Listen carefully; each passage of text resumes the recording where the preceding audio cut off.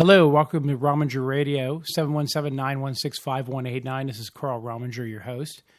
We're live on the air, so if you want to call in, 717-916-5189. Tonight's topics, what do we want to talk about? Well, I posted on carlrominger.com earlier today a laundry list, the teachers' unions in California. Eric Cantor's primary loss to a Tea Party candidate is the GOP realigning what's going on there. The student shooting out in Portland, Oregon, what does it really mean, and why is the president trying once again to capitalize on gun control? After all, we did have a guy in Pittsburgh go to school with a knife and cause, I don't think any deaths, but just about as much damage as is possible with a knife, except for some fatalities due to probably blind luck. Donald Sterling, my favorite NBA guy. And, of course, civilization being threatened by solar flares. And we'll talk about what that might actually mean. So I want to know what you guys think about those topics. 717-916-5189. You can Skype in. We'll bring you live on the air, 717-916-5189. And as you know, it's annoying to keep repeating the talk line number, but those are the rules because on talk radio, well, you keep giving the talk number because people might not know it, and that way they might get the urge to call. And, of course, as you guys know, whatever it is you want to talk about can also be a topic. I'm willing to pretty much handle whatever you want to talk about. So get me live on the air, and we'll talk about those things, 717-916-5189. Now, let's start in our laundry list here with what's going on in California. A philanthropist decided to file a lawsuit. What he did was find some plaintiffs, and this is a targeted lawsuit. This is a new concept. Guys and gals with money have been for a number of years now trying to figure out how to change the rules. So they would lobby legislators and do PACs and things like that through the political system. But a new way, and it's not completely new, but a new breed of targeted philanthropy, as you may call it. So this fellow believes that schools are not serving their students. So he found 9 plaintiffs, which were students in the California schools, and they sued. And they basically said that California's rules on teacher tenure violated the constitutional rights of these kids by allowing bad teachers to stay in place. And the court, in a, I don't want to say a surprise ruling, but in a very unique ruling, said that it did violate the constitutional right of the students and that the tenure laws in California, teacher tenure laws, are in fact unconstitutional. And in their published decision, the court basically said, quote, 60 years ago in Brown v. Board of Education, the United States Supreme Court held that public education facilities separated by race were inherently unequal and that students subjected to such conditions were denied the equal protection of the laws. And they go on to basically equate that case as controlling and saying that, they go on to say plaintiffs are 9 California public school students who, through their respective guardian ad litem, challenged the 5 statutes of the California Education Code claiming such statutes violate the Equal Protection Clause. Plaintiffs claim that the challenge statutes result in grossly ineffective teachers obtaining and retaining permanent employment, and that these teachers are disproportionately situated in schools serving predominantly low-income and minority students. Plaintiffs' equal protection claims assert that the challenge statutes violate their fundamental rights to quality of education by adversely affecting the quality of the education they are afforded by the state. And surprisingly or unsurprisingly, the California court said that's true and that those laws are, in fact, unconstitutional. Now, we can expect this to go up through the system. We can expect all kinds of decisions, but they won at the trial court level. Winning at the trial court level is a big deal because this means that the factual findings went against the teachers' unions who were heavily involved in this lawsuit. This is the kind of logic, by the way, because it's premised on the federal constitution that could be cited in other states. Now, what a California court does is not binding on another state's court, okay? So other courts don't have to absolutely do what the California court does, but if, in fact, their constitutional logic is found ultimately to be effective, if the U.S. Supreme Court, for instance, were to weigh in eventually, or other states could find it to be persuasive, then tenure laws in various states could be subject to attack. But let's be fair. What the students essentially said in their lawsuit is that California's tenure laws as applied in our state have resulted in a disproportionate impact. Notice that term, disproportionate impact. So in another state, if the tenure laws aren't shown to have a disproportionate impact, then there wouldn't be relief. So it'll be very, very interesting to see how the courts ultimately sort this out. That's a great topic to talk about. I mean, how do you feel about teachers' unions? How do you feel about teacher tenure laws? Should teachers have this ability to keep their job no matter what? And it really is a huge decision in a lot of ways, but it's also indicative of this new movement where people with money, very wealthy individuals, are finding plaintiffs, funding the plaintiffs, and pushing the case forward with very high-quality legal representation.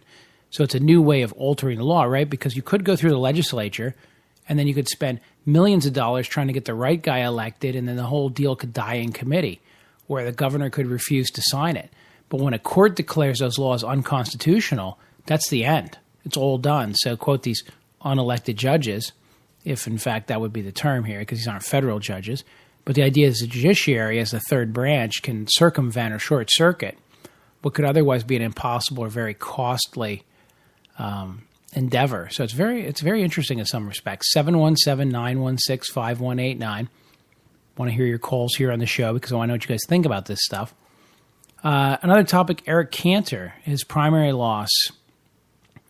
Is it an apocalyptic moment for the GOP? That's what some of the press is calling it.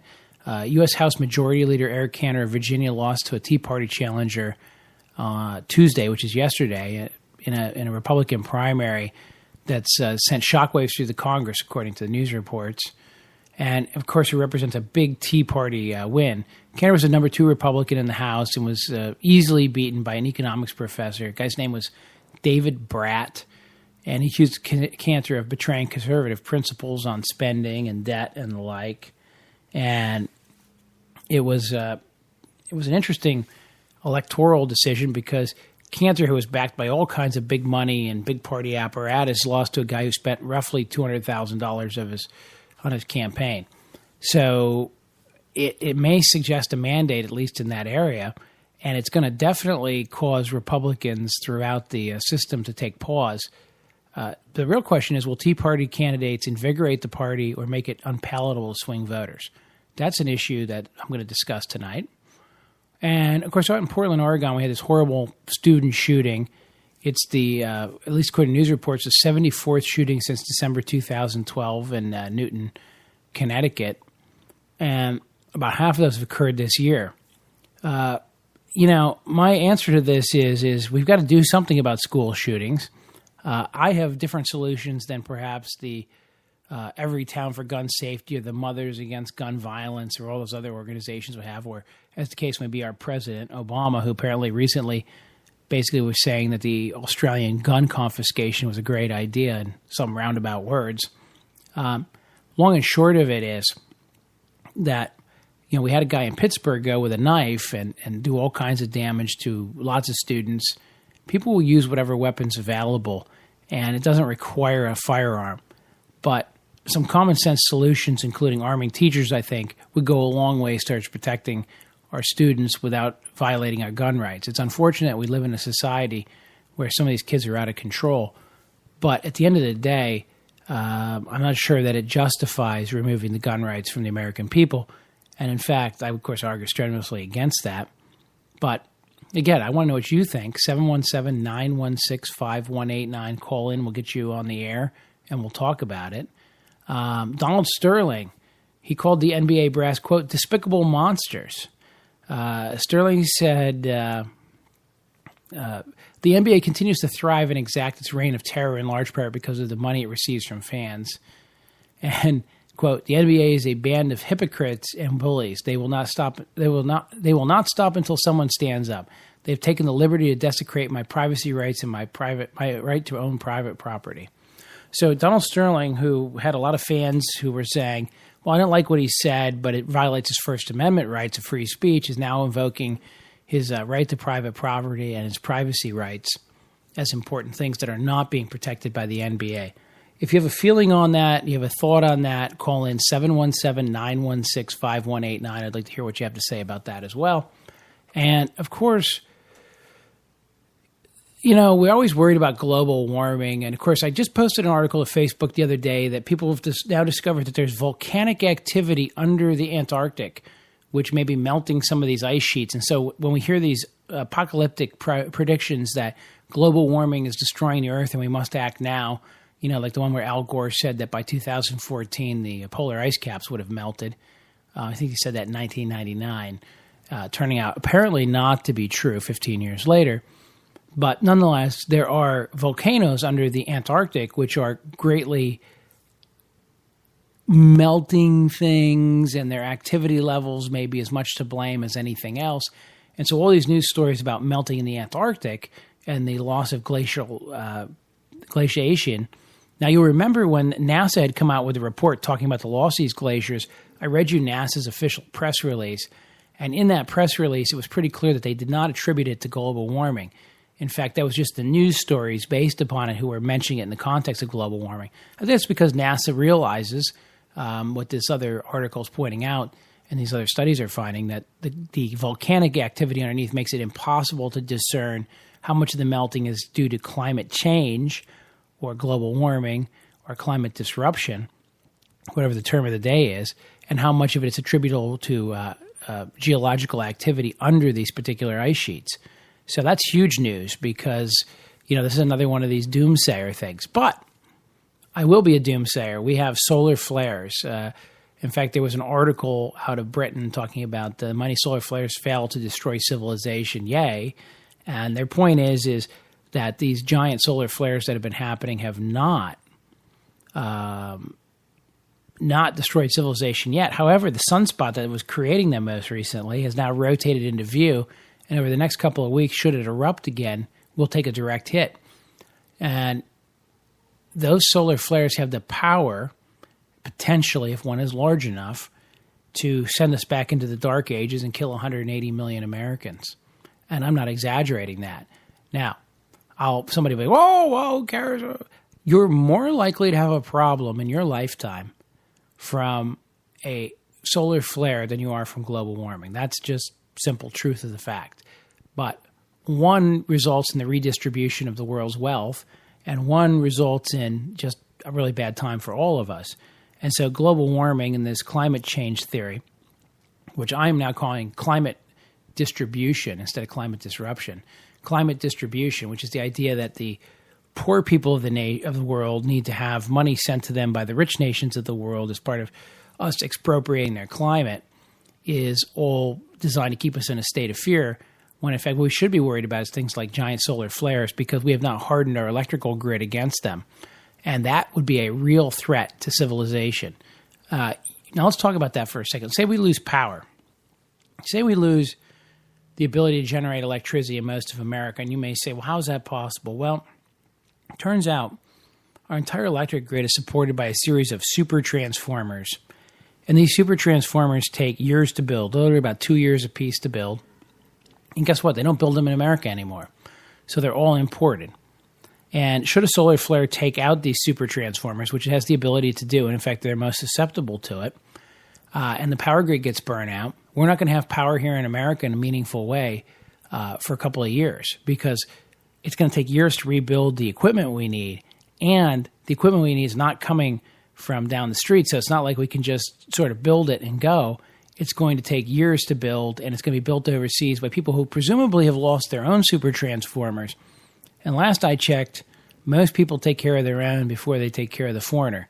That's a pretty prevalent attitude around the world. So just like you can get the best Jamaica blue beans in Jamaica, the best coffee beans go there. Well, the best newest transformers are not coming to America first. So we can expect at the same time that there will be mass panic in the cities. Imagine having no electricity. So let's take Atlanta for an instance. They have plenty of water to survive. It's just all underground. How do we get water out of the ground? Last I checked, it's with an electric pump. Meaningful water supplies are going to be shut off because we won't have the electricity to pull the water out of the ground. Electricity is not going to get to where it needs to be. gasoline distribution. How do we get our gas out of the ground? Well, we pump it, but even after we refine it, it all ends up back in the ground at the stations, which means all those nice pumps with the electricity, whirring in there, pumping your gasoline into your car. Well, if our power grid goes out, you can't pump gas into your car. So essentially, we're going to be dead in every which way when it comes to energy. Same thing with most modern gas appliances. Most modern gas appliances won't run unless there's electricity to start things. These pilotless gas systems require electricity. So most of us are going to be 100% dependent on this electricity, which would be burned out by a solar flare. And you can call me crazy, but I just want to point this out because it is a big deal. I found the article funny because you can laugh at it, but you have to understand that should it actually happen, and it has happened before, just not in the modern era. There was in the 1800s a solar flare so big that they were seeing the Aurora Borealis in Florida, and they calculate had that hit today, it would burn out most or many of the modern electric grid, as well as all kinds of other electrical items and radios and satellites and things like that. So imagine being without your DirecTV for a while, or God forbid, without the internet, which I depend upon for this broadcast. 717-916-5189. If you want to talk about solar flares, the end of civilization, global warming, that's all fair topic tonight as well. So one of you guys pick up your phone, dial in, and let's talk about it. 717-916-5189. I say this in all seriousness. It's easy to discount these ends of the world scenarios, and of course, I love to make fun of the global warmers. On the other hand, I can say, again, you should be in a little bit of fear. We have not hardened or protected ourselves from any of these various things. We simply don't have and have not done what we need to do to protect ourselves. So I think it's important that people urge the government. Same thing with asteroids. This thing sounds crazy, but look in Russia over there. People were actually blinded by the flashes. Thousands of people were injured by the impact of glass breaking and things like that. And we don't think about it, but that's a real danger in the modern era, which is getting hit by an asteroid. Well, so is a solar flare. Solar flare is a super serious danger, and we are not adequately hardened against it. So forget global warming and worry about the stuff that could actually hurt us. So go back to global warming for a second. Why is that such a big deal? By the way, 717-916-5189 if you want to get on the air, 717-916-5189. Well, it's such a big deal because, quite simply, it's a political tool for changing the way we live. They want us to radically alter our use of fuels. They want us to radically alter how we finance our society, how we energize our society. But mainly at the end of the day, what they want us to do is say, okay, we can't really change everything, so what we should do is do these carbon credits, and so all these other nations will be issued carbon credits, but they're not going to burn the energy, so they'll sell us the carbon credits, and all of a sudden, $100 trillion will flow into the rest of the world from the wealthier world, including the United States. And so it's really just a climate distribution scheme. And that's my new hashtag climate distribution. I'm trying to get that used on Twitter because that's what really global warming is all about. And I know everybody goes, Carl, you're always beating up on global warming, Well, it's because I feel that it is being used as a bludgeon on Western society. And I think it's important that we protect our standard of living and our way of life, if and until it's proven otherwise, that this is absolutely necessary. And some people say, do everything we can. Yeah, I'll do everything I can when I'm sure it will make a difference. I'm not going to hand the next generation, a weaker nation, a smaller country and a smaller economy simply because something might happen. Now let's go back to this teachers' unions in California. It's very interesting. Now, over the years, different unions in different states have entrenched themselves in ways that have created, particularly public employee unions, they've created very unfair scenarios for individuals. And we need to be mindful of that. And it's interesting that it took a court case to point out that simply allowing any teacher who survives the first 2 years to become permanently employable and almost impossible to remove means that all someone has to do is fake their way through for a couple of years. And you say, how's that possible? Well, what we're finding out is that in really good schools, in well-funded public schools, in private schools, that just doesn't fly, and the teachers don't get their tenure and they can be removed. And or those schools are aggressive enough and have the resources to remove the bad teachers. But the inner city schools, the poor rural schools, your kids are stuck with whatever teacher happens to survive 2 years, whether they're good or bad or ugly. And that just makes no sense. Where else in the world? I wish I had a job where if I could just make it through the first 2 years, they couldn't fire me and it would be impossible to remove me and continue to draw my salary. I mean, why not? I mean, maybe I have to stop showing up from work if it's that easy. And so that's actually how bad it's become in California. Now, here in Pennsylvania, we have teacher tenure and we have the Teacher Tenure Act, but it is possible to remove a teacher without having all the hurdles that California had. And there they had the disproportionate impact. So it's interesting. The unions, of course, have been vigorously defending this idea that teachers should be employed for life. And that is such a European notion, the right to work. In America, we have the right to pursue life, liberty, property, happiness, however you want to define it. But we don't necessarily mean that requires anybody else to give us a lifetime job either. And so the very fact that this has been written into the fabric of the legislation is concerning.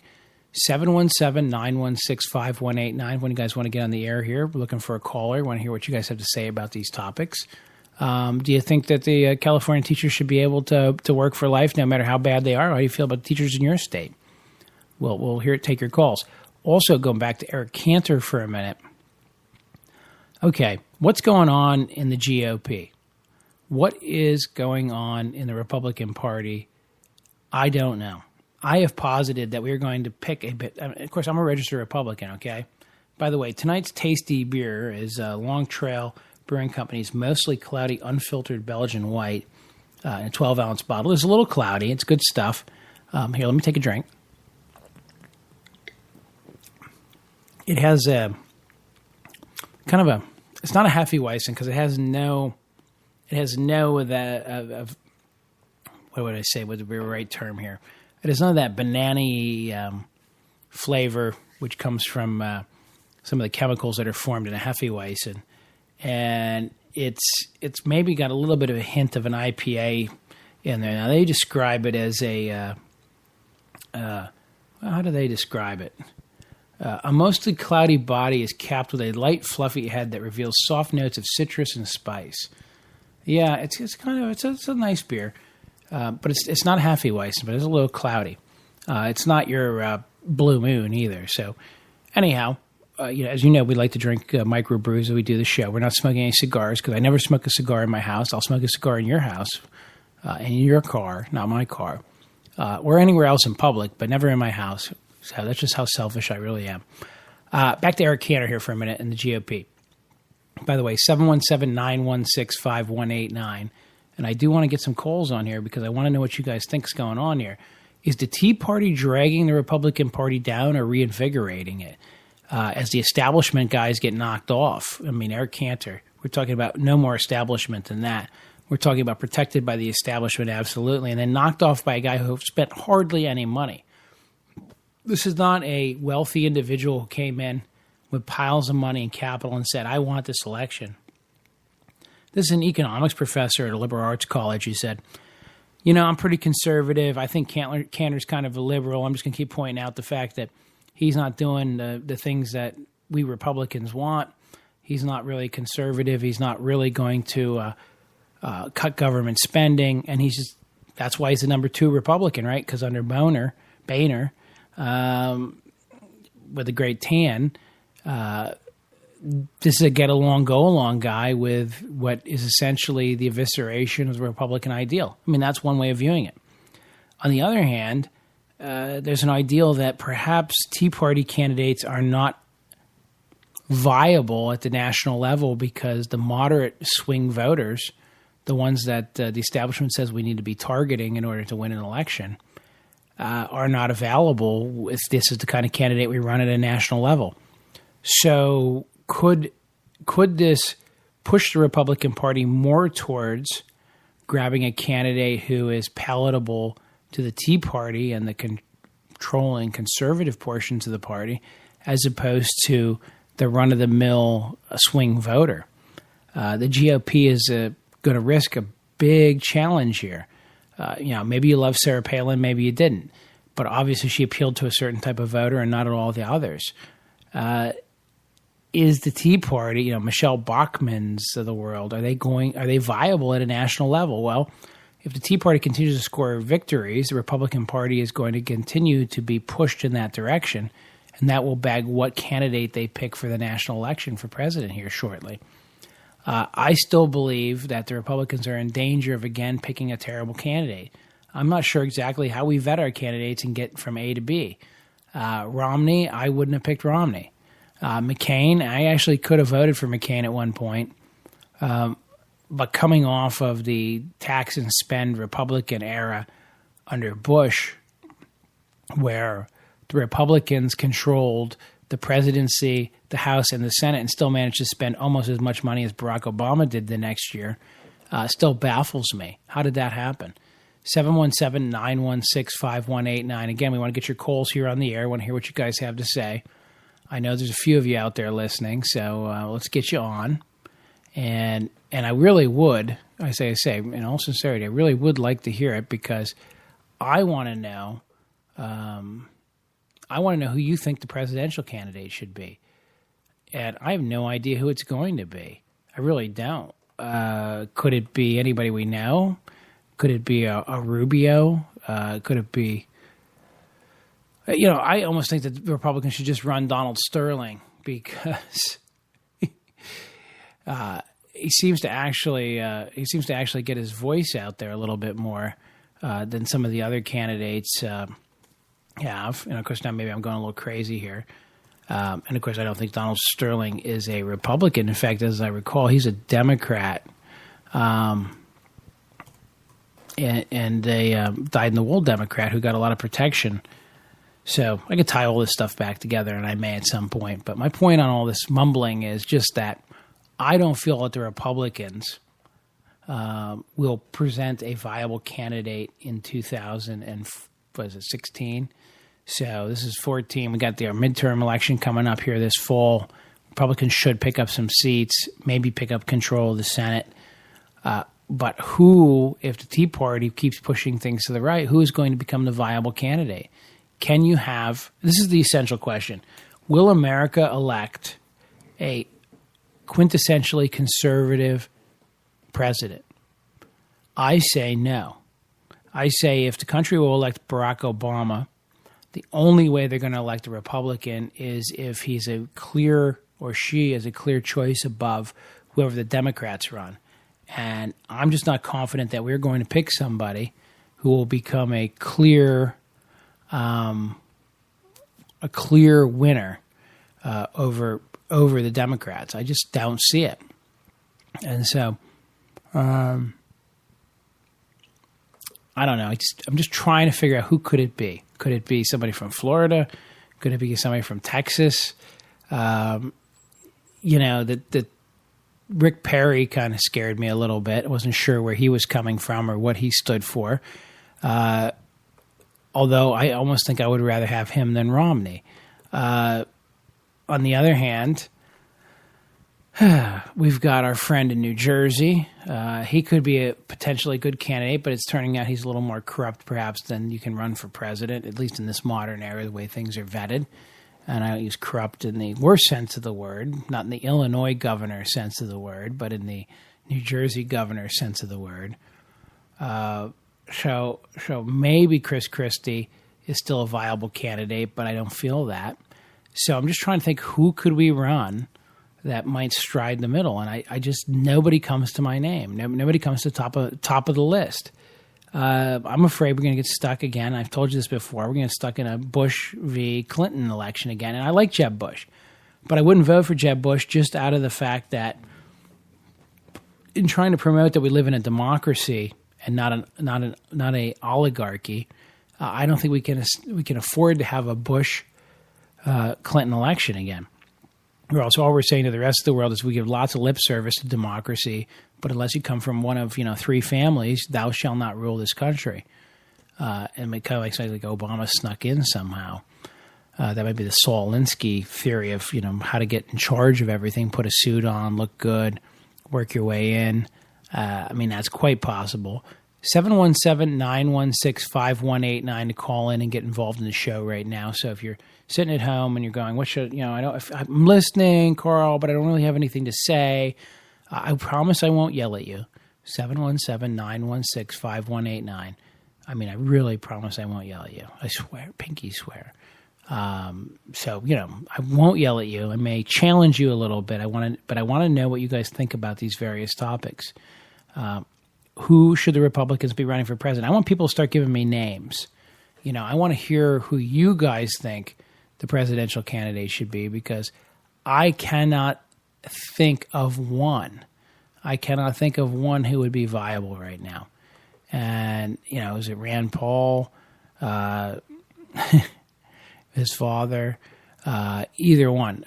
Or actually probably some of you want to run Putin for president based on our last show, where some of you were saying, you thought Putin would be the more viable of the candidates. Again, I'm not completely convinced that's the case, but if you want to jump on and elucidate me on that, I would be more than happy to. 717-916-5189. And I guess I want to spend a little time talking about an interesting development as well, because, we've talked about truck drivers before on this show. And most recently, there's been the government has now declared, and back when I was a practicing lawyer, this annoyed the hell out of me. If you got a ticket on the side of the road as a truck driver and you went to court and you challenged it and you won and you were found not guilty, it would be removed from your DMV record, your Department of Motor Vehicles record. Congratulations, you have a clean DMV record. But the Federal Motor Carriers Administration, Federal Motor Carrier Safety Administration, FMCSA, would put it on your what's called your PSP report and your CSA score. And it didn't matter if you were acquitted. It didn't matter what happened. You could dispute it through this data queue system, but all that would happen is your dispute would go in and the state agency would leave the ticket on there and you'd be stuck with it. Just absolutely stuck with it for no apparent reason whatsoever than the fact that you were pulled over. And a very clever trucking organization, the Independent Owner-Operators Association or something like that, had backed a lawsuit where the guy said, hey, I got acquitted of this violation.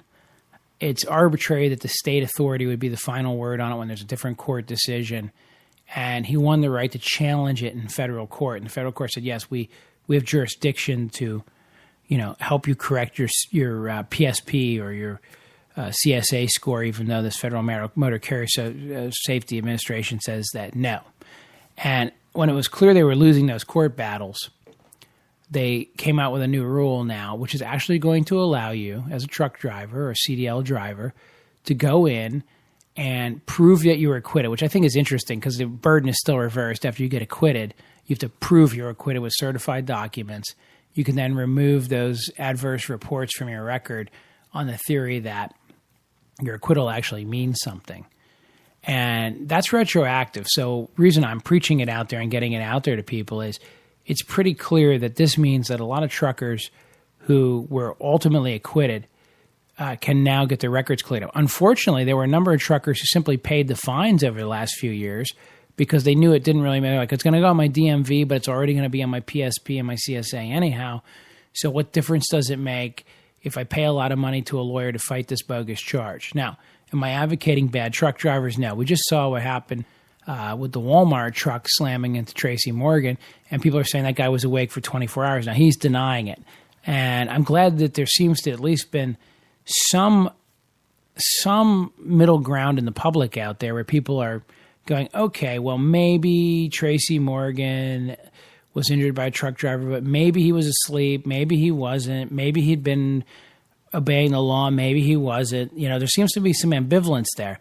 It's not like Bo Bergdahl where everybody just decided he was a traitor because that was the talking point that they were given.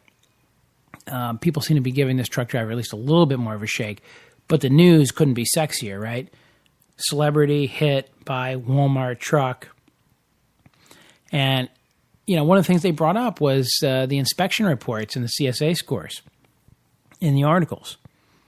Well, that's where a lot of truck drivers, if you have something on those reports and you did get acquitted or the case was dismissed for some reason, you can go back and clean that up. So I'm hoping that any of you truckers that are listening, I know I have a few, you go out there and do that. 717-916-5189 to get here live on the air. Again, 717-916-5189.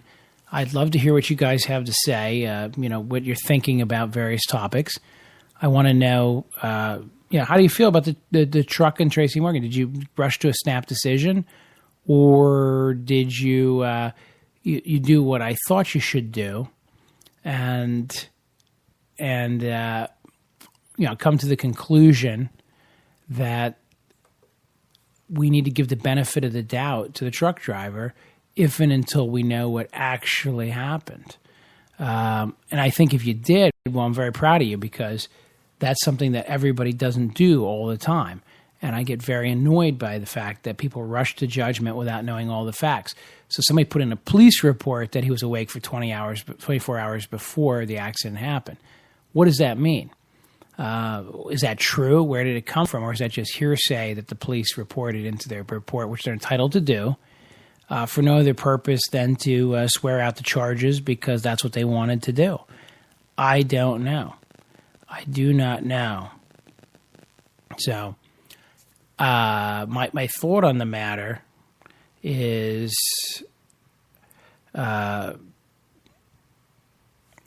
well, I don't know what my thought on the matter is. I just said that it's terribly, terribly unfair to most of us who, how am I trying to say this? It's terribly unfair to judge these cases, and it's terribly unfair to most of us who believe that you give people the benefit of the doubt until you have all the information. And that's just how I feel about it. I get a little ticked off. But I was glad to see, because I was so mad at a lot of people for being so judgmental of Bo Bergdahl till we know the truth. I'm happy to judge him later. And once I know that he's a deserter and that somebody died because he deserted and or he aided the enemy, I've got no problem with him being locked up for the rest of his life in a prison, some federal prison somewhere. I've got no problem with that if that's the appropriate punishment, and that's in fact what he did. But I don't want to know it. At least with the truck driver, we're getting a little bit more fair play. And I feel a little less disappointed in my fellow man for giving a little bit more of the benefit of a doubt. So if you have any thoughts on that, 717-916-5189, and we'll get you here on the air. Again, 717-916-5189.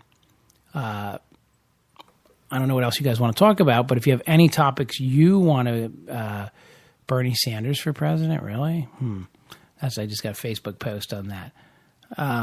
I guess if you want Avery, call in and explain why Bernie Sanders should be president. I'd happy to pretend you actually make sense. But in all seriousness, if you think that Bernie Sanders should be president, call in 717-916-5189. So anyhow, I guess I was digressing about the truck drivers there for a minute, maybe just kind of going off my rocker.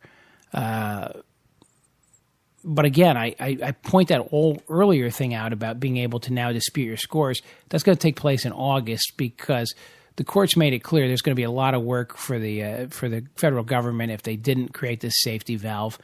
But I think it's important. If you know a truck driver, tell them to get out there and study this, because they may be able to clean up things that are on their record that shouldn't be, that have been keeping them from getting better jobs or holding them back, or most importantly, upping their insurance rates. If you're an OTR owner-operator, your insurance rates could be based entirely on bogus scores on this PSP for things that you were ultimately acquitted of. And again, I feel really bad for drivers who just didn't fight things because they didn't feel like it was going to make a difference, because it didn't matter what they did, it was going to stay on the PSP. So once again, there's the moral of the story. Always, always, always fight traffic tickets whenever possible. I go back to this shooting in Portland, Oregon. One of the grandfathers said, you don't expect like something's to happen in your hometown. And the answer is it's still probably never going to happen in your hometown because the world is so big. But in the modern era with the 24/7 news media, every incident in a school somehow becomes national news. And a lot of the gun violence in schools is not these mass suicide shooters. It's gangbanger on gangbanger in a city school somewhere. It's very isolated incidences. But we do have these tragic shootings. And there's this whole idea, what are we going to do? We put blackboards in the schools that are bulletproof. And now I saw something online. They're trying to sell basically blankets that are bulletproof that a kid could put on somehow and it would protect them. I just find that to be completely, entirely ludicrous when we could arm teachers, or we could make retired cops into study hall teachers who would then carry guns and be available to, take these shooters out. But for some reason, we'd rather have gun-free zones, which become zones of violence. And the answer is all these mass shootings that have happened have all happened in, quote, gun-free, end quote, zones. And it's just ridiculous that we live in a country where common sense can't prevail and go, okay, guns are prevalent, people will get guns, bad guys will get guns, and most people are not going to do something bad. But when they do, if somebody does go over the edge with a gun, we're going to protect ourselves against them by adequately preparing for the situation, and we're not going to deny school teachers and the like the ability to defend themselves and the children. This whole idea of, we should create safe zones and rooms that they can lock the kids and themselves in that people can't get into and that are bulletproof. That's one potential option. But another option would be to let these crazed shooters know you're not going to walk into a school and get away with a whole bunch of stuff, because you're probably going to be shot and killed by the security in the school, which can include some armed teachers and study hall attendants and the principal, who are all, are you telling me, are you telling me that a teacher is not safe to have a gun, right? Somebody just posted something along those lines. Are you telling me that a teacher is not safe to have a gun? Well, long story short, yeah, if the teacher's not safe to wield a gun around the students, then the teacher's probably not safe enough to be around the students in the first instance. This goes back to California. We'll tie it back in. I guess if you allow teachers to stay who are so lousy and so bad and so backward that they can go 2 years, without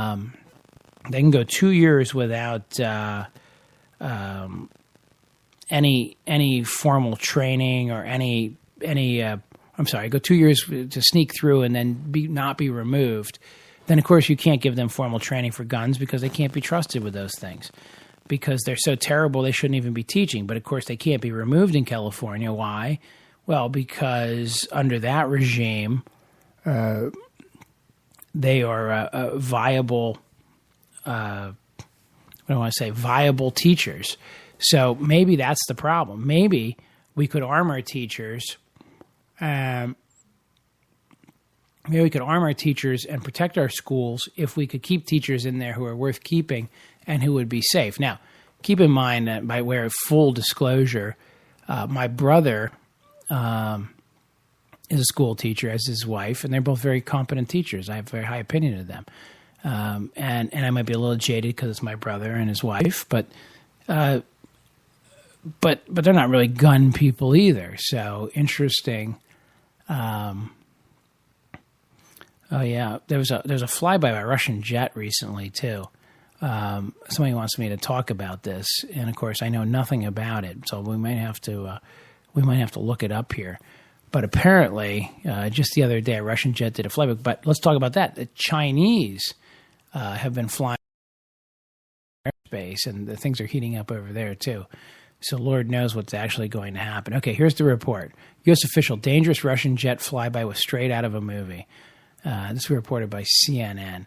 A Russian fighter jet buzzed dangerously close to a U.S. military plane in April, U.S. officials said Tuesday, describing the flyby straight out of a movie. The Russian jet flew within 100 feet of the nose of a U.S. Air Force reconnaissance plane over the Sea of Okhotsk between Russia and Japan, defense ministry said. The flyby put lives of U.S. crew in jeopardy.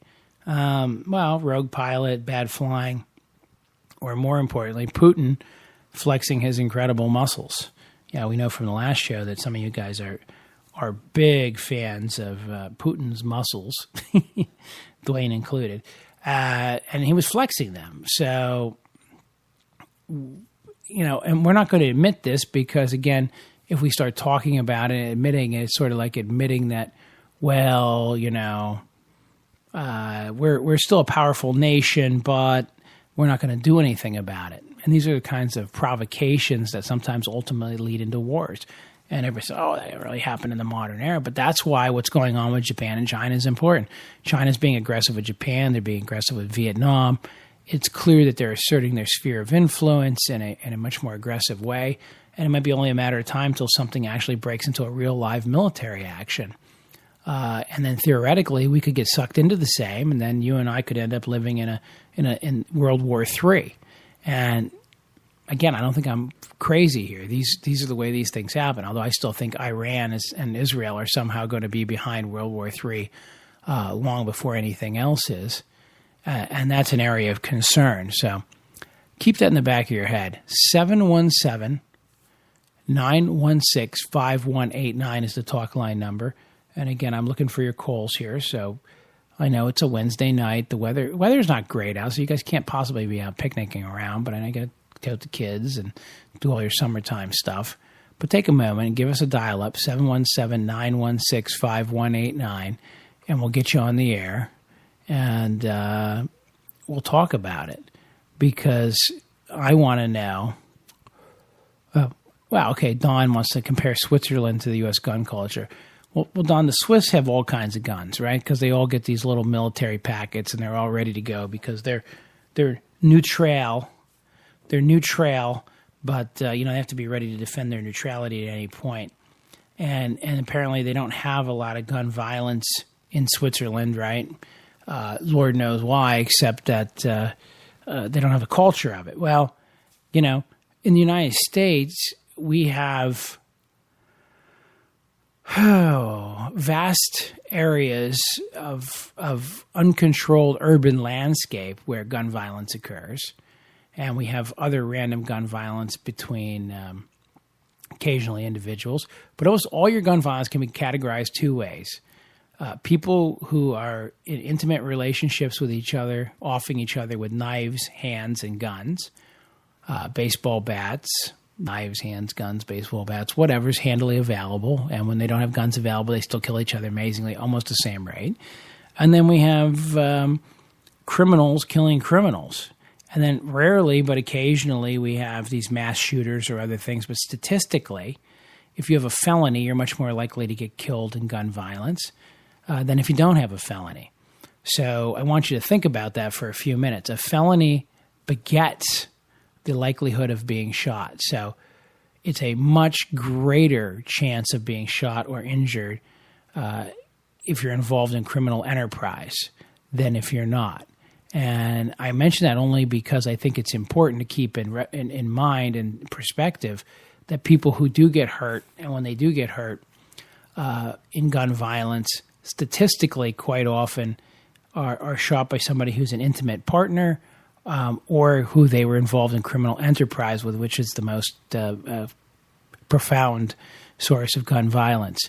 On the other hand, when it comes to the people who know each other, there's lots of other ways to kill each other, and it's been proven that the homicide rates are not hugely different between spouses and lovers in countries that don't have guns than they are in countries that do have guns. So the gun violence I would be most worried about if I were you, Don, would be the gun violence of individual on individual. And in Switzerland, they don't seem to have these dangerous inner city environments where they fight things out. So I think that makes a huge difference in where you're at. So I will address that perhaps if you want to call in, 717-916. What were the last three numbers? I always forget. 5189. So give us a call. And I want to play for you guys because we're talking about rolling back the rights. I'm going to play for you a little piece here on what's going on again with PA rolling back the warrantless searches of cars, because I believe this goes back to where government is intruding on our rights. 717-916-5189. Welcome, Carl Rominger here. Just want to talk a little bit about the Pennsylvania Supreme Court's decision released yesterday in Commonwealth versus Gary. In that opinion, Justice McCafferty, pronouncing the opinion of the court, overrules a lot of history here in Pennsylvania to now allow the police to do a warrantless search of your car as long as they have probable cause to believe that the search will yield the fruits of the crime. In the case at Bar, a fellow was pulled over, and after he was pulled over, he indicated there was weed in the car, and the police went ahead and did an immediate search of the car and found 2 pounds of marijuana hidden in the car. Previously, under Pennsylvania law, as long as the police had probable cause to stop you, but before they arrested you for something, they couldn't necessarily search the car without impounding the car and getting a warrant. That was not always the case under federal law, and in fact, under federal law, for a long time, there's been an automobile exception, which basically says that while the police would have to get a warrant if it were a house or something else, they don't need to get a warrant for the automobile. Pennsylvania, however, under Article 1, Section 8 of the Pennsylvania Constitution, for many years gave an additional protection, which was basically that the police impound the car and get a warrant.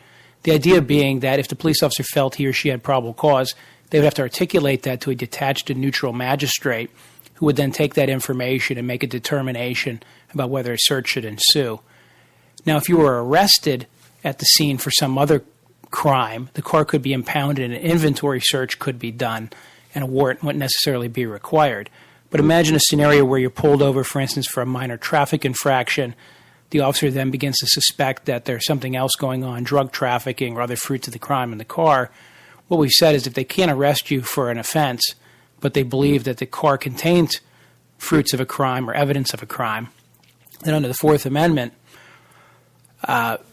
they are allowed to search it. Under Article 1, Section 8 of the Pennsylvania Constitution, up until yesterday, police officers were instructed to take the car and impound it or hold it while they got a warrant to establish probable cause through a warrant scenario and give an additional protection to the citizen.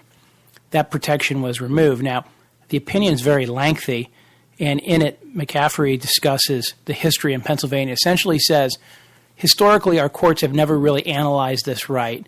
We've never done what's called an Edmunds analysis, which is a analysis to see if our state constitution does or doesn't offer this protection or should or shouldn't be exactly the same as the Fourth Amendment. In the dissent written by Justice Todd, she goes on to say, basically, well, that's not really true. We've always said that Article 1, Section 8 gave more protections in this area. What does this really mean practically? It means that historically in Pennsylvania, when you were pulled over and the police wanted to search your car, they needed your consent or they needed a warrant. Now they only need to articulate probable cause to believe they'll find the fruits of a crime and they can begin to search your car in length. Now, realistically, this only changes your protections a little bit because most states followed the Fourth Amendment automobile exception as articulated by the Supreme Court over many years. And the Supreme Court of the United States has said you have a lower expectation of privacy in your car and that therefore third parties like the police can then impound or search your car roadside before they let you go or before they arrest you and without your consent, as long as they can articulate that probable cause. So you still aren't required to allow the police to search your car if they ask you to, and you're still not required to let them search your car unless they can articulate probable cause, but that's going to be in their head.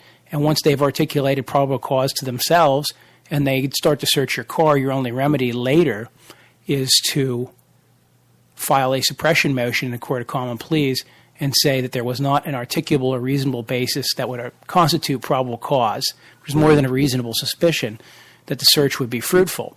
Obviously, these cases won't come to court when the police find nothing, because then there's nothing for you to do, although you could file a 1983 lawsuit and sue them and say that they violated your constitutional rights by searching your car without probable cause. Practically most citizens who have their cars searched and nothing's found are going to go about their way and end the police interaction. Now, keeping in mind that these days you are allowed to record the police and keeping in mind that the police are allowed to record you, and of course most state police cars and many local cars have audio and visual recordings ongoing, it probably behooves you to say, I don't want you to search my car. And if they say, well, we're going to, well, what's your probable cause? If the officer is willing to articulate that, at least you'll then have an articulation of what he or she thought at the moment. It's often said that criminal defendants will, after the fact, meet with their lawyers and try to figure out why they did what they did to explain away a crime. Well, the same occurs when police officers meet with district attorneys. Well, here's the law, here's why you might have had probable cause, and an officer might be tempted to say, yes, that's what I was thinking at the time. Yes, that was what my belief was at the time, which was allowing me to articulate probable cause for the search. So it does allow for some hijinks. Although the Supreme Court does point out, and I got to give some credence to this, that impounding your car for a few hours or holding your roadside for a few hours may be more intrusive in some respects than simply letting the police go through your car and you going out about your way, assuming that their probable cause dissipates because they are incorrect that your car is hiding anything. The problem with this decision, as I see it, though, is that Pennsylvania had at one time, and I think Justice Todd points this out, proudly said that we provide greater protections than the federal Constitution under the Pennsylvania Constitution. Here, the Pennsylvania Supreme Court has now said, no, we're going to restrike the balance in favor of the public good and law enforcement efficiency against individual liberty. I don't think standing alone this decision is a huge problem because it simply puts us in the exact same place as every other citizen of most states. Our Second Amendment protections are being attacked. And it's interesting to see how far this pendulum will swing before individual liberty starts to outweigh collective interest again. Remember that the Fourth Amendment is a balancing test, unlike certain other amendments, and Article 1, Section 8 is also a balancing test under the Pennsylvania Constitution. So government is free to, and the courts are supposed to strike a balance between your reasonable expectation of privacy and society's interest in effective law enforcement. So it's an important decision. It changes Pennsylvania jurisprudence. Hopefully it's just not part of a slippery slope where we continue to lose our rights and our protections. Remain ever vigilant, my friends. Okay, and we're back live. 717-916-5189 is the talk line number, 717-916-5189. I think I missed a call from Dawn. You probably figured out we weren't live. I'm going to try calling you right back here, so let's see what happens. Let's see, 717-916-5189. You're listening to the Carl Rominger Show. And we'll try to get Don on the air here. I think I'm panning him instead of turning him down. That's not what I want to do. We don't want to hear that ring that loud, do we? Hey, are you there? Hello. Hey, sorry we missed you there, Don. I had to play a little preset there. Well, that's fine, Carl. I figured you had to get rid of some of that beer you were sipping on there. Yeah, this is Long Trail Mostly Cloudy. It's a pretty good beer, actually. It's 12 IBUs. I'll have to put that on my Sunday list. Yeah, it's a reasonable beer to drink when you're doing a radio show, I think. I think so. Well, tonight I'm drinking OE 800 HG. It's 8% alcohol. It's 40 ounces of some sweet happy juice, buddy. Let me tell you. Oh, you're drinking the 40 ounces. Oh yeah. Oh well, that's the real deal. That's like a test of manhood. I haven't drank a 40 in years. I can't do it. Well, you can't in Pennsylvania because you guys have goofy liquor laws. That's true. I can go to the convenience store and get a beer anytime I want. We could talk about Pennsylvania liquor laws. They keep trying to change those around, and they can't make up their minds. But I'll tell you a little funny insider story, right? A buddy of mine who does those. Buddy of mine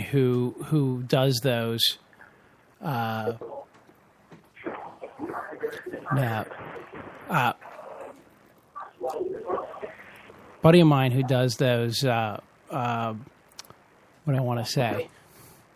Buddy of mine who does those lobbying. You might want to lay off. Yeah, I know. I'm saying he does the lobbying. He basically told me that long and short of it, he was hired by the Republicans generally, and when he went in to see his Republican senators and whatnot, the big issue was the big beer companies were the ones who were opposing the change in the Pennsylvania liquor laws because they sell more beer here because it's harder to get liquor.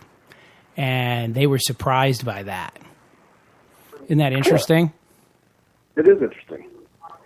Yeah, well, most people in Pennsylvania just go to Maryland to buy beer, I guess. Yeah, well, but if you want a six-pack. If you want to go 30 miles from here to get it, that's the problem. And so what happens is they sell more beer in the off hours because when the liquor store closes at 9 p.m. and you suddenly realize you're out of alcohol, what can you buy? You can buy 6-packs to take out from a bar. So as a result, It was Big Beer who actually was opposed to this change more so than anybody else. It's interesting. I mean, I don't know anything about it, but I live in the South. Yeah, that seems kind of progressive to live in the South, and they have pretty liberal, liquor laws. Right. Well, it's interesting that the South is a little bit ahead of Pennsylvania in that regard. There's no doubt about that.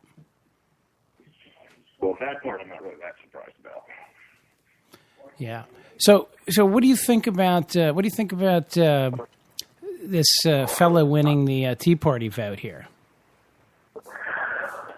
I think that a lot of people on the left are seeing it as a kind of a victory because, first of all, Cantor's he's a jerk. He's an obstructionist.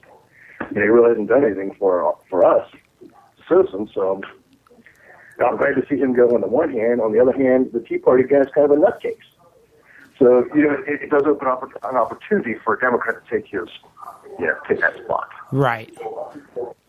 I think, and I'm the first to say, but it seems like the Republicans have swung so far to the right that now Democrats are at the middle of the road. Yeah, and that's why I keep saying it suggests to me they're going to have a harder time bringing up a viable candidate. Now we got another caller with us, Dawn. Let's find out who it is. Hi. Hello, caller. How are you? You're live on the air. Hi, Carl. It's Lucinda. Hi, Dawn. Hey, Lucinda. How are you? Oh, hey, Lucinda. I had to get out of my chicken coop. Don called me a chicken. I actually wanted to get on the beer. I actually wanted to get in on the beer discussion because I'm drinking Yingling Lager, keeping it simple. That's a classic, absolutely. Classic. Family owned. Yeah, absolutely. That's right. Well, you should be sharing, Lucinda. I should be sharing? Yeah. I don't know, Don. I don't know if I can share with you or not. I think the two. I think the two of you have fought it out enough on Facebook that it's hard to say exactly whether you're going to. I think my drinks might be too radical for him. No, I understand. Yeah. So anyhow, what do you guys think? I mean, well, let's say, what do you think? What about the Republican Party? Is the GOP going to be able to get a candidate here or not?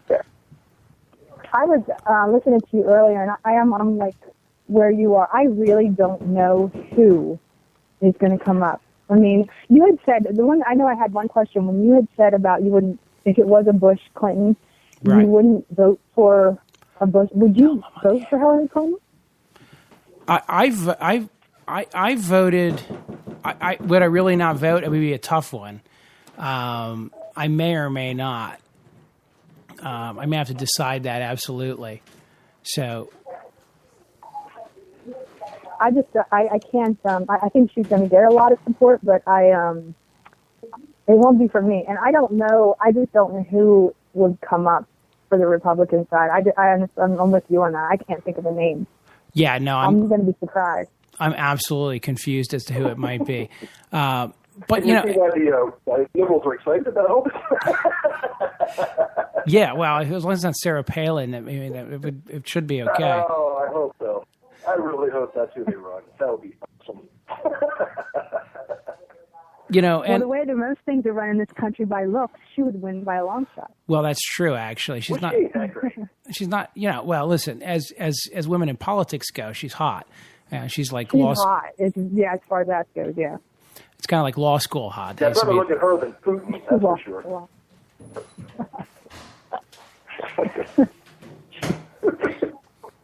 But unfortunately, it takes more than that. Yeah, Putin has some amazing. What do I want to say? Amazing muscles that he flexes. That one of our callers apparently likes. He's pretty. He's pretty. That's right. He's also a strong man. But that's a typical image in a lot of the world. That strong man image is still very important. In the Arab world, it's absolutely important. That's why. Actually, one of the things the U.S. got a lot of respect out of, when we went in and just kicked Saddam's ass, all the Arab nations, they understood that. They're like, oh, look at that. America can kick ass. Because they actually viewed Saddam as sort of the strongest army in the Middle East at the time. And we just devastated them. Now, the rebuild of the country and the occupation is a whole separate question. But the actual military had nothing on the U.S. And since all the other Arab nations were, completely convinced that Saddam was the most powerful army ever there, it was an interesting result mentally that they liked the strong man. Now, that's why Obama is kind of scary in foreign policy, because in a lot of the world where they like the strong man, he looks a lot more like a straw man. I mean, that's just the way it is. I would agree with that. In policy and in appearance. Now, I'm getting feedback from one of you two guys. Who's on their speakerphone? I'm not on the speaker. Oh, you're getting another beer, Don. All right, get off the speaker. Too. Yeah, it's Don on his speakerphone. Get off the feedback. Get off the speakerphone, Okay, Don. All right. Oh, you should be all right. All right. Yeah. See, it's much better. I'm gonna start kicking people off when they're on speakerphone because of the feedback. I just have to do that because it's just gonna have to be a rule. People are complaining. They're like, I like their show, but they got all this feedback, and I'm like, it was Chris the other night. It's Don tonight. That's my bad. I won't do it again. All right. Well, I forgive you. If you're getting a beer, it almost seems like a good enough reason. So we also were talking about, and I say we, meaning me, just in my monologue earlier. These teachers' unions in California and this very interesting lawsuit. Now, the lawsuit itself is fascinating because you have somebody suing saying that the law that protects teachers is unconstitutional, right? But the more interesting thing is this is the new thing where rich guys and rich girls with lots of money are spending it saying, I want to change the system. So instead of working through the democratic process, I'm going to sue in the court and find a constitutional violation and just invalidate the law I don't like. I mean, I think that's a really interesting phenomenon because we didn't see that 30 or 50 years ago for the most part. We saw big corporations funding changes in the law for their benefit, but we didn't have just random people walking around financing big litigation for no other reason than to make a political point. Yeah, this was kind of important.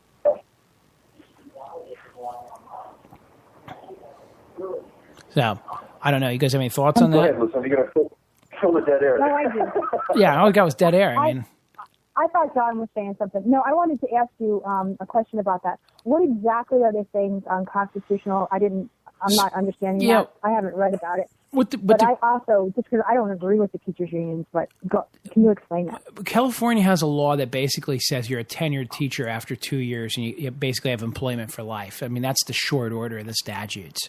And it's very, very difficult to remove a teacher. So these kids went to court and basically said, I live in an area where I go to a school in a poor area that's underfunded, and my teachers are all a bunch of idiots who don't know up from down because we can't remove them because they have the tenure protection. So I'm stuck in this substandard school with these substandard teachers, whereas kids in richer areas don't have that problem. Well, basically, here's the breakdown. The wealthy suburbs, those schools in California and the private schools work hard to remove the bad teachers early on because they know once they're there 2 years, they're stuck with them. Whereas the resources in these inner city schools are so poor, they're just happy to have somebody show up. And if they turn out to be a bad teacher, at the end of the day, they keep them. And so they were and they presented facts. So this was actually done at a trial court level where they basically were able to show, and the judges agreed, you have actually shown us that you're getting a worse education and it's disproportionately impacting you because you live in these poor urban areas. And you're getting a worse education than other students because of these laws. And it's a really interesting argument. But I think what's most interesting about it is how it came to be, because this wasn't 9 poor kids. This was actually 9 poor kids funded by a philanthropist who's a gazillionaire who is one of the guys who's working on changing public education in America, and he decided to use this court vehicle in California to overturn the tenure laws. And this may allow for schools to start wholesale removing bad teachers, although I'm not sure it's going to be that simple. I'm sure the legislature will replace it with some similar but watered down set of laws. But it's interesting.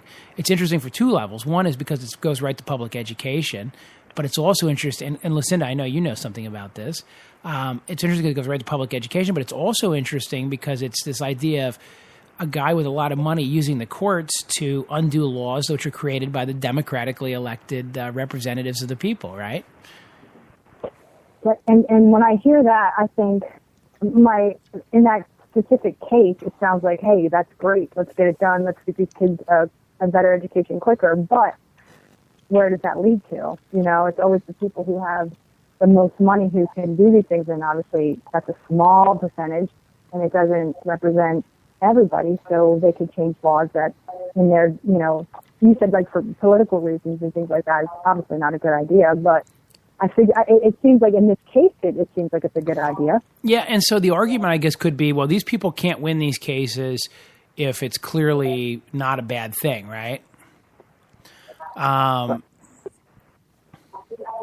But on the other hand, they're going to win these cases, or they're going to lose these cases, maybe more based on how much the financing is. So I'm not sure what the right answer is, but it does set a dangerous precedent if we wholesale let courts continue to strike down laws. But on the other hand, if it's unconstitutional, that's what courts are there for. So I guess the idea is this money vets that process. But the danger is only one side. If another guy picks up and says, hey, I'm pro-union and only picks issues that protect teachers' unions and funds the litigation, he or she may be able to strengthen their legal position over time by developing the case law. So this is sort of like selective development of the law being edged on by private parties who just aren't really plaintiffs. They're just they're finding plaintiffs and funding it. It's the same thing lawyers have done for years, where lawyers find people who might be a class action victim, right, and get them to sue AT&T on behalf of 8 million other people. Well, this is advocates going out and finding people correctly situated with perfect facts and, wholesale beautiful patinas that this is a blameless kid. This kid's never been in trouble, because guarantee you there's 100,000 other kids they could have picked as plaintiffs who aren't quite as pristine as these kids. So they're setting up the litigation for the perfect storm. And so, of course, a judge may come to a conclusion that they might not have had the litigation been developed more organically, I guess would be the term, as opposed to created this way. It's an interesting argument. I mean, I had never thought about that, and to have that be something that it could be in the future, like you said, it's depending on which way it goes, it could be falling into the wrong hands. But I just a note on the teachers union. I just think that the teachers union have done so much damage to the educational system. At the beginning, unions helping people. There weren't laws in place, obviously, to help, safety laws and all that kind of stuff. And maybe in the beginning, the idea of the union was great. But now that there are laws in place, and you're not going to go into a workplace that has, rusty nails on the floor, whatever the case may be, they're just detrimental. I mean, the teachers that are that are there for so long. And it's just about, hey, we need more money. The schools need more money. These kids are suffering. It's so unbelievable that so much money is pumped into these schools and nothing has changed if it hasn't gone down. It's obviously not the answer. Right. Yeah, it's interesting. And the amount of money that's spent on education for the net result in a lot of cases can be argued, because there are schools that put terribly large amounts of money into education and get very little out dollar for dollar versus other schools and other formats. I mean, it's widely variable, but it's weird because it's sort of like a monopoly. I've said before, some institutions can fail. So, like a cell phone company goes bankrupt and fails, great. You might be without your cell phone for a few days. If a school goes bankrupt, how do you replace it? How do you get rid of bad institutions? You homeschool. You homeschool. I had to put that in. Oh, no. Sorry. My dog. I homeschool. That's definitely not what we need. John, I homeschool, so we can argue that anytime you want. Yeah, listen as a homeschooler. Because I think that's horrible that you do that. I really do. I'm totally against homeschooling. Okay. Carl. Yeah. How much would you like me to talk about this? No, I'm just kidding. Don, you can have your opinion, certainly, but you have absolutely no basis to say that homeschool is horrible. None. Actually, in my case specifically. Well, right, and if it's couched in religion, I think there's a problem. Well, you automatically think that there's so many people that don't homeschool for religious reasons, and that is not why I homeschool. So you can cross that. I know you're a very anti-religious person.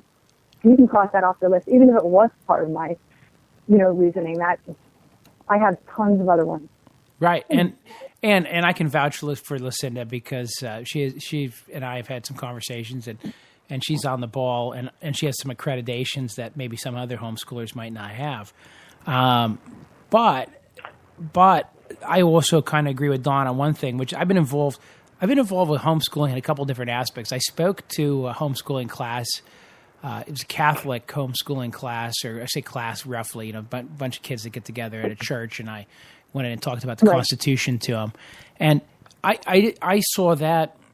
I call those the more sophisticated homeschoolers. They really are on the ball. The kids are getting a good education. I've also seen homeschool situations in the custody court when I was a practicing lawyer, where it's very questionable. You have a parent who probably isn't qualified, to get out of the 8th grade on their own, allegedly homeschooling their kids, and you're sort of questioning, how is this even possible? And they're not part of a network or a group, and you just don't see it as good.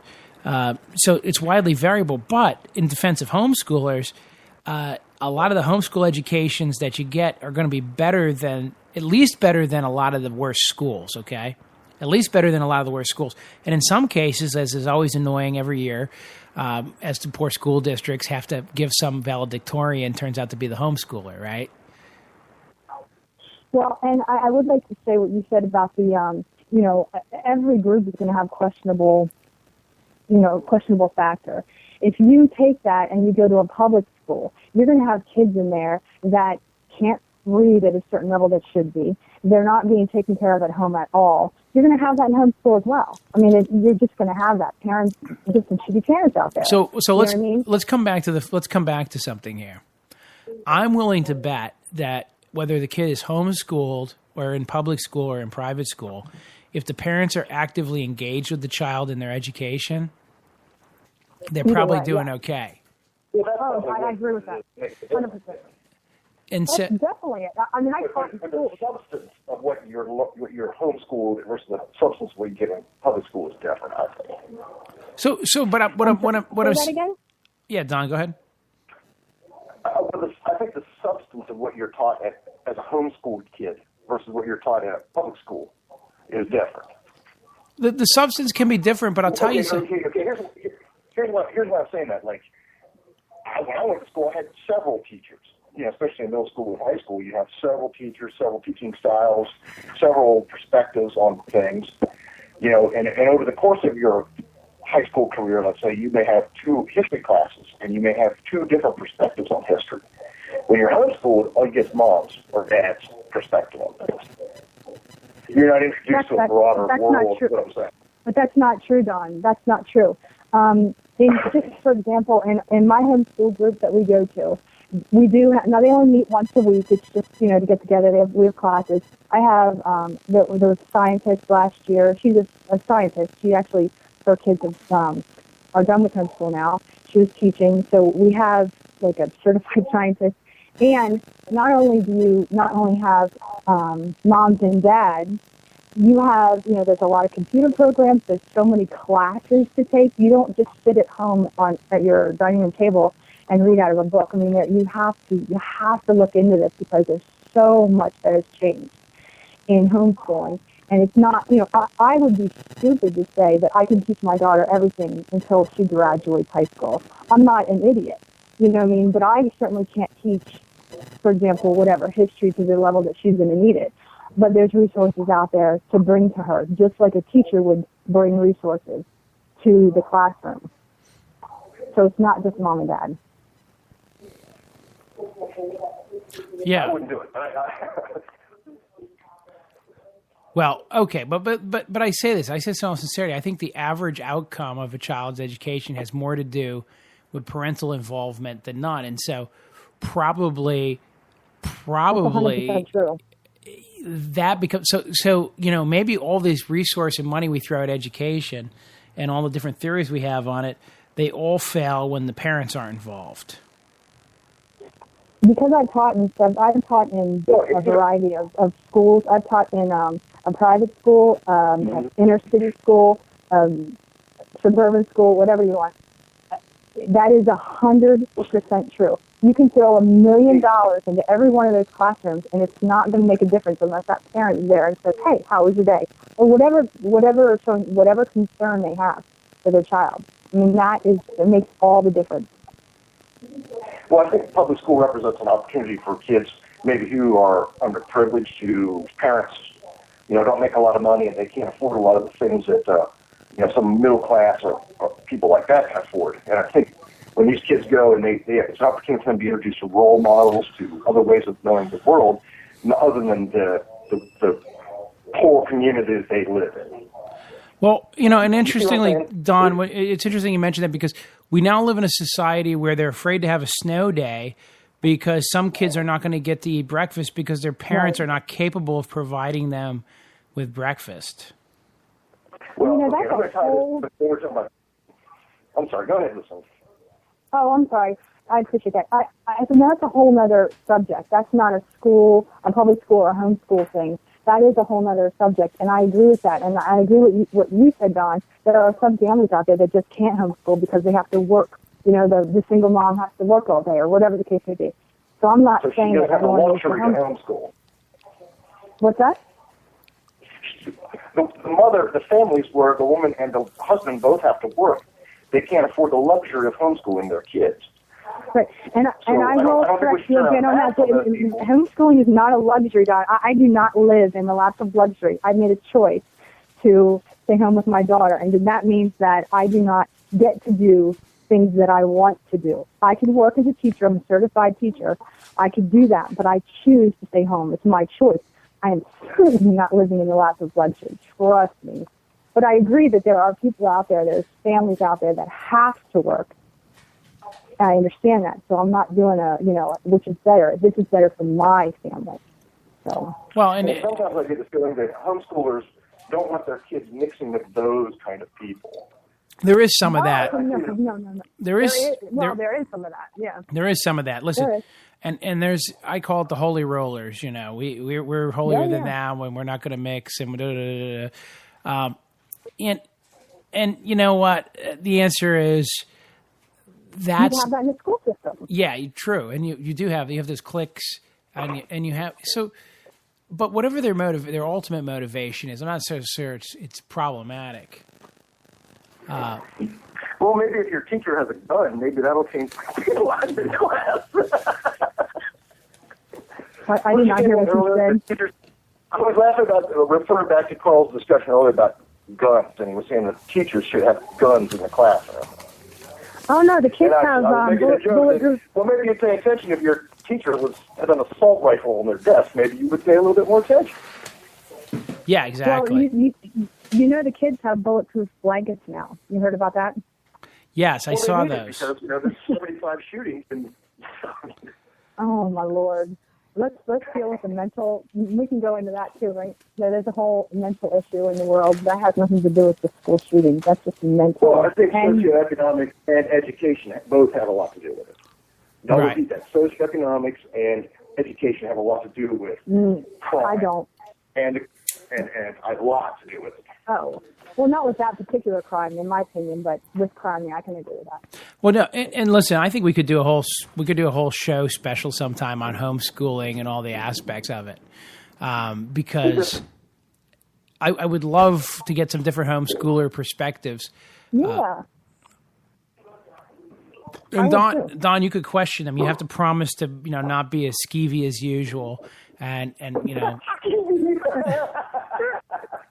I can't help it. The skeeviness does not bother me. Skeeviness does not bother me. Well, I was explaining to somebody the other day. I said Don was cracking me up because he was basically sort of suggesting that this other caller might be a closet homosexual for liking Putin's muscles, and it was so subtle.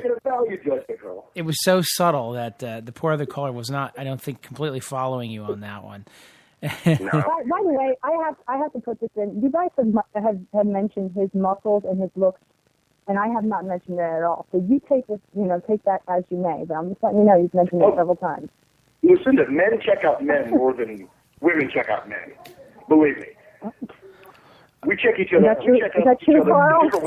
I think Don's in the wilderness speaking for himself right now. I know. Don, I don't have time to check out men. I'm too busy checking out women. I really. Oh my God. I know you say that, but okay. Here's a story.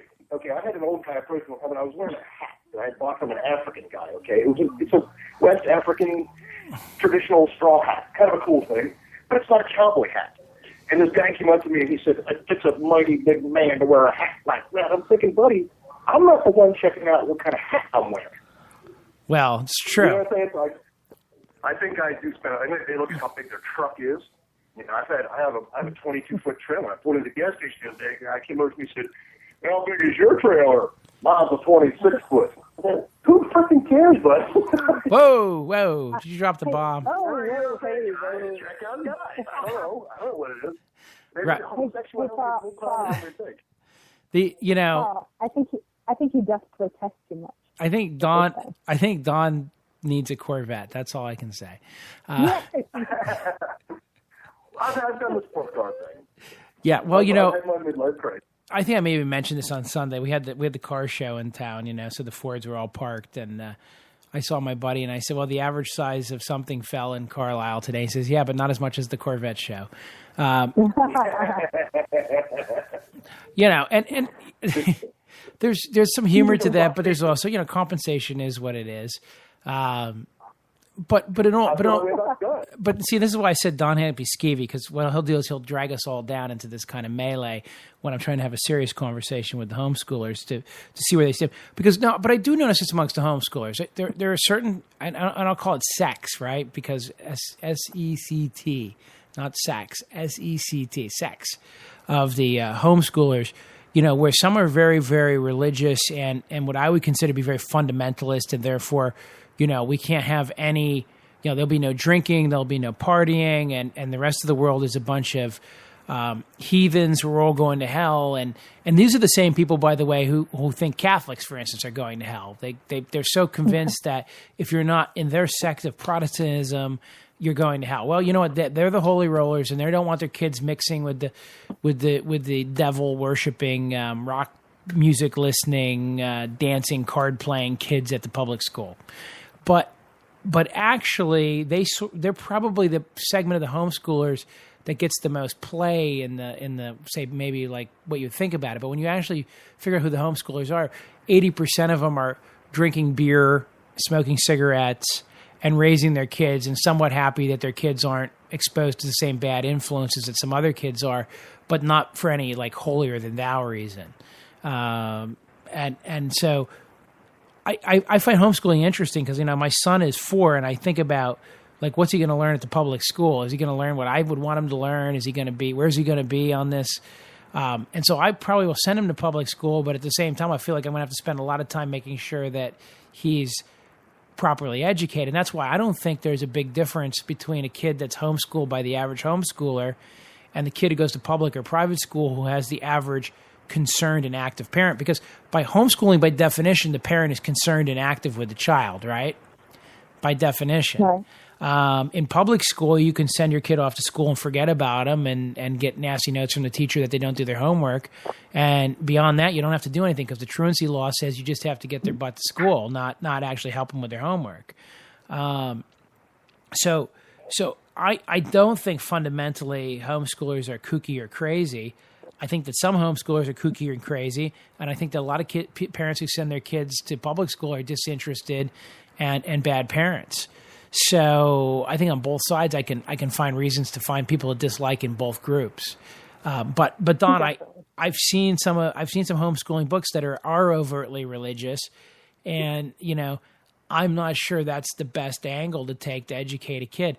I actually saw a Sunday school lesson one time because I was in Sunday school at the time, and they were telling us in the Sunday school lesson when you go to college not to take philosophy classes because it might cause you to question things, and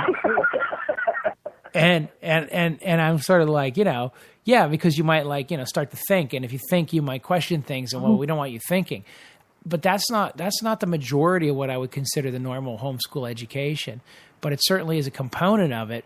But it sort of reminds me, my mom used to say, she's like, in my generation, everybody was a hippie if you watch TV. She's like, but when I grew up, we all listened to Pat Boone. And that's not the popular image of the youth of the day, but that's who my mom was maybe lame, but that's who they listened to. They weren't these crazy hippies, And she said, you look at like the kids of that era as portrayed on TV versus how we actually live. And she says, there was the hippies got all the press, but the Pat Boone fans were really more the majority. Well, they elected Nixon. Right. Well, exactly. Mm-hmm. Exactly. By the way, I have the Nixon Agnew on the show icon for last Sunday's show. I have a button from the election of one of the Nixon Agnew campaign pins as our icon for the show. So why not, right? Yeah, that's interesting. 717-916-5189, by the way. 717-916-5189 if you want to get in on the action here. We've got two good callers here, so if you want to be the third good caller, we'll put you in the mix. Hi, Carl. I have a question. Go ahead. Can I? Is it okay to change the subject? You can change the subject. Yes, callers run this show unless I say otherwise. Sweet. No. I have a question about, I want to ask your opinion about the bird dog thing. With Obama taking credit for it and now not taking credit for it. So how do you feel about that switch, that turn? Because I know this was a big topic last week, and things have changed a little bit. I personally, I just have to say, I have the whole situation for me had nothing to do with him at all. He may be a horrible person. He may be a great person. He may have mental problems. I don't know. I don't know anything about him. My dog is breathing into the sun. But the situation was with the exchange of stuff and how they did it. But now that Obama is saying it wasn't his decision, am I right on saying that? Mm-hmm. How do you feel about that? Does that change anything? Not with the soldier, but with just the transaction, Well, overall. I mean, Obama's a politician at the end of the day, and he's got to bend as much as possible to the political wind. But I come back to the theory that had Obama not brought Bo Bergdahl home, and had we left Afghanistan, the talking point would have been he's the first president to leave somebody behind.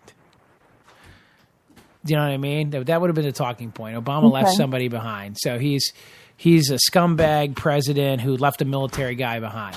So this was one of these traps. It didn't matter what happened. If Bo came home, it's bad. If Bo didn't come home, it's bad for Obama.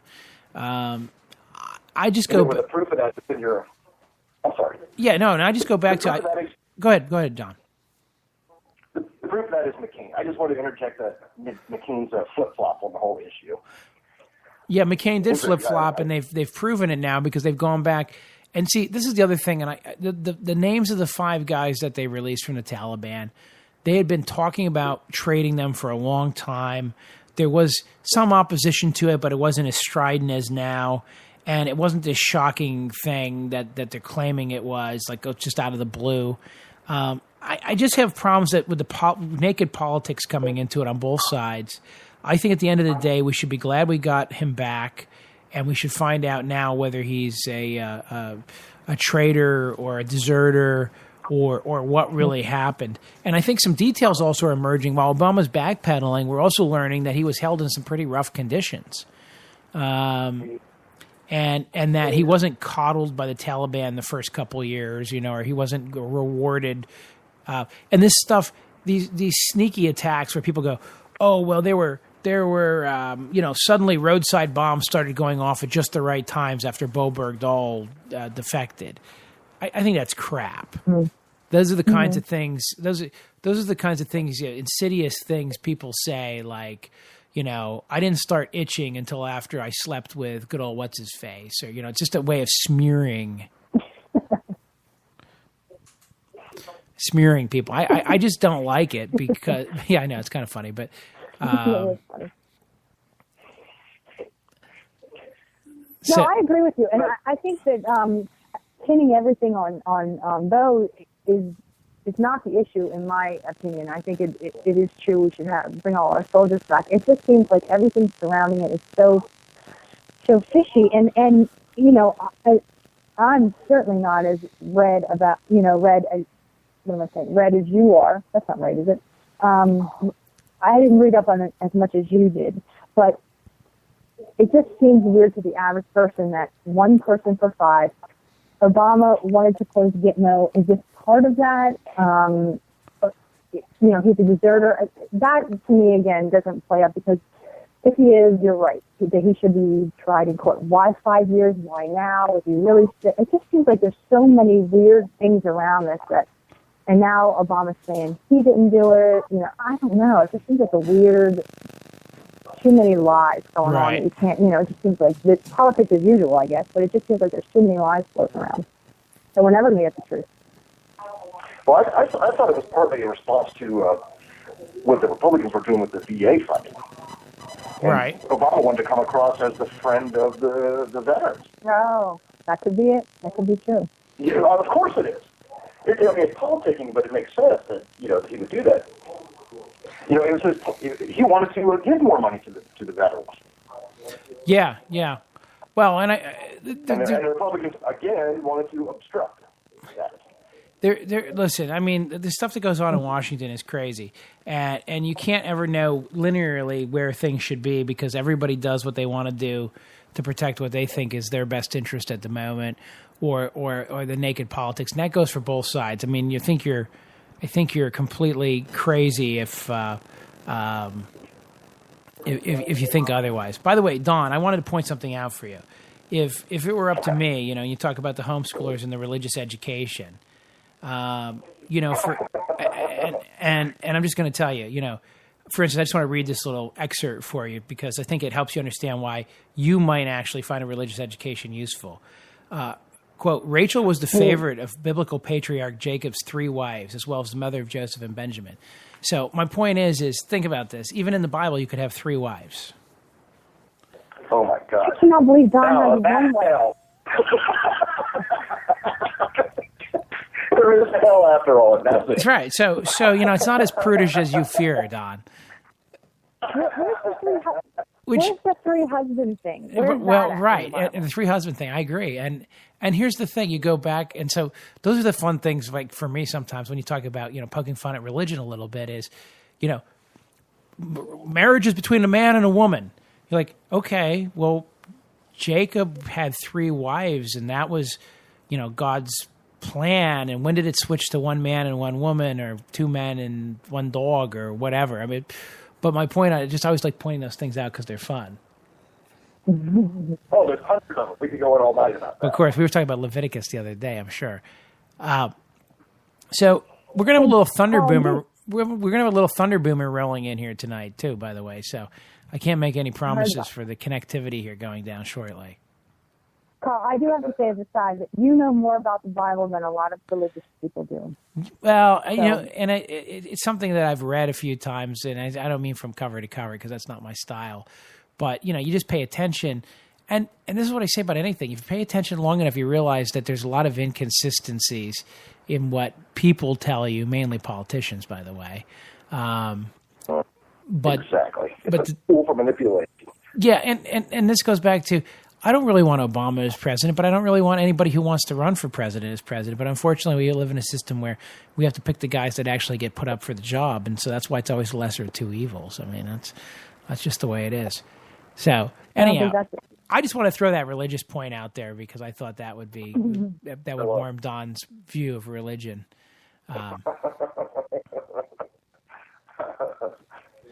So his wife, his wife's probably a big pro of that too. She's like, if I could get rid of him 2/3 of the day, how great would my life be? And my wife is Catholic, by the way, so. Yes, well, there you go. So that's completely up her alley, which is hard to believe. But she, you know, the Catholic thing is you know, that's Christian light, right? Isn't that how they call that? Yeah. Well, no, it was Coke, and like Protestantism is Diet Coke. Right. Well, you know, there's and Anglicanism and all the English guys. That's like free. They had years ago. Well, if you ever listen to Garrison Keillor on public radio with like Woe Bygone stories, in one of his like Woe Bygone stories, the Catholic priest is upset because they've installed fluorescent lights in the church, and he believes it's creeping Lutheranism. So he shoots him out with a BB gun. Yeah, so, you know. So I can actually borrow. Yeah, I can borrow some of Garrison Keillor's material and work it into my own show. That's kind of my plan here. Oh, that'll be a hit. Yeah, I don't have to pay him any rights. To hell with him. Yeah. He's public radio. He doesn't make any money at that, does he? Oh, my God, he does. And he managed to get Lindsay he scored Lindsay Lohan in his movie. And I'm just thinking, there's a guy that knows what he's doing. But anyhow, talk about a troubled woman, by the way. He's a freeloader on the government. It's freeloader off the government. That's right. That's public radio. I want some of that public radio money. That's what I want. I could be public radio. I mean, we'll just call this show. I'm just going to change it to All Things Considered. Right. That's what we're going to call this going forward. You have a better accent than he does. All right, guys. Well, since it's my prerogative to wrap this show up whenever I want, I'm going to wrap it up a little. Like the other night we went late. I'm going to wrap it up 15 minutes early. I've got a blonde sitting here on the sofa, so I've got to wrap things up and move into other things as fast as possible. Oh, okay. So I see how you are now. Right. You know how it goes. Well, you know how often it's not a bros over hose thing. It's a mannequin, but don't worry about that. That's between me. Oh, hey now. See where that gay marriage leads? Right. You see where that happens? When you can marry a tree, I am in. Amazon this morning. I came by drone. Hey, thanks for letting me on. All right. No, thank you guys. Great having you on. By the way, don't forget to check out CarlRominger.com for all the news and what's going on. Follow us on Spreaker. You can follow me on Facebook as well. It's Carl with a K, Rominger, Rominger. Have a great night, guys.